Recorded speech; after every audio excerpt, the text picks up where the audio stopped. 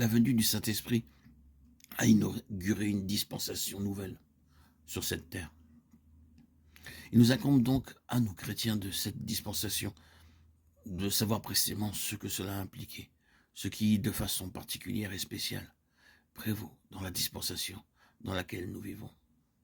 Naturellement, en employant le mot dispensation, nous employons un mot qui veut dire davantage que simplement une période dans le temps, bien que ce soit le sens dans lequel il est généralement et communément utilisé.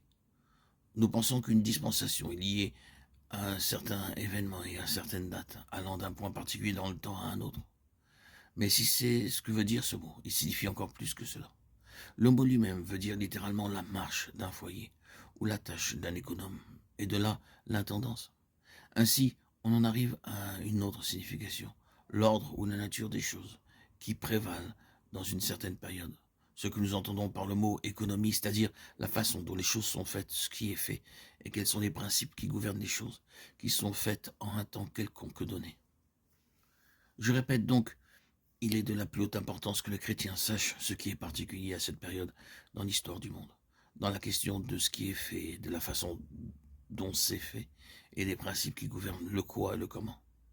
Car vous et moi, soyons très au clair à ce propos, nous sommes des gens appartenant à cette économie particulière. Le fait d'ignorer cela conduira à beaucoup de confusion et de faiblesse.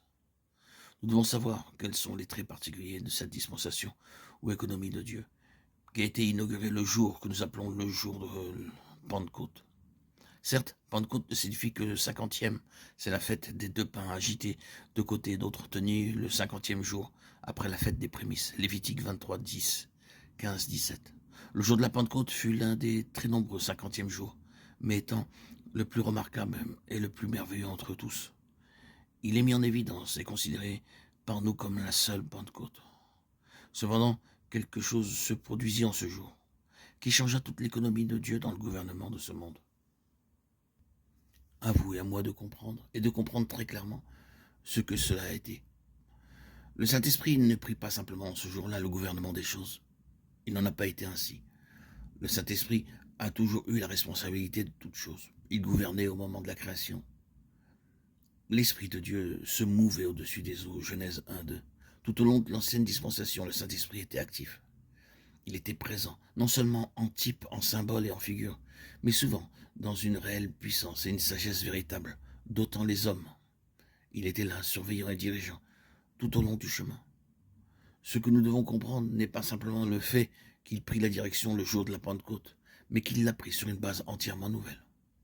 Un changement très important en ce qui concerne la base d'opération par le Saint-Esprit eut lieu ce jour-là. Peut-être le moyen le plus utile de présenter ce fait est d'attirer l'attention avant tout sur la suite des événements.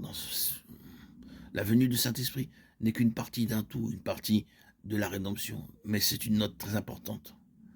En poursuivant jusqu'au bout ces étapes, nous serons aidés à comprendre chaque mouvement successif dans la gamme si nous pouvons en reconnaître la suite, l'ordre de succession dans l'ensemble, qui seront l'incarnation, la vie terrestre, la croix, la résurrection, l'ascension de notre Seigneur. Et que j'expliquerai, je commenterai dans de très très nombreux audios futurs.